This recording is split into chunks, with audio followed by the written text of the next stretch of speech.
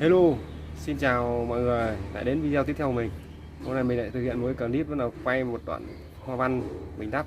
Mình sẽ quay từ đầu đến cuối và cách làm cho các bạn xem nhá. Bây giờ mình sẽ thực hiện quang tinh này pha với lại Sika. Đây, này mình sẽ thực hiện cái hoa văn này và từ đây xuống tới đây. Đây này. Thì cái công đoạn phải đóng đinh, các bạn thấy chưa? Đóng đinh này, rồi đục cho nó có ma sát. Đấy, thì nó mới bám. Không nhiều người ta làm người ta không đóng đinh đâu, không đóng đinh, không đục cái này đâu. Nhưng mà tôi cẩn thận, tôi làm cẩn thận, tôi phải đóng đinh đục. Đấy, các bạn nhìn rất nhiều đinh. Đấy. Thì bây giờ đến công đoạn bôi xi tinh.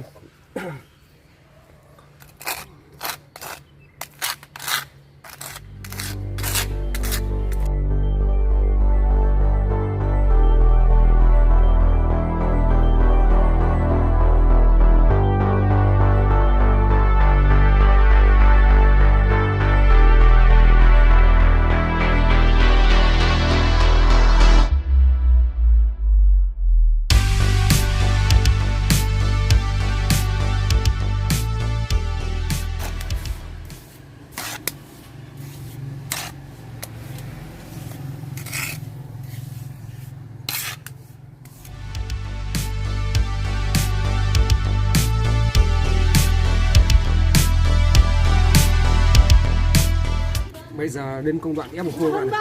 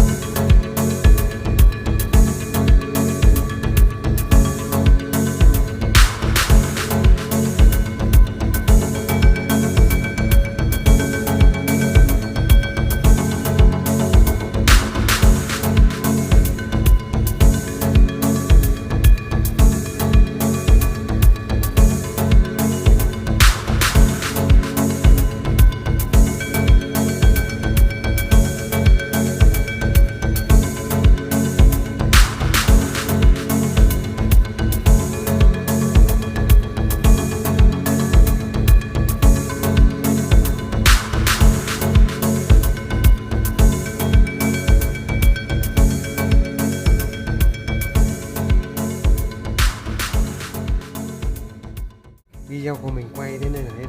Xin chào tất cả các bạn.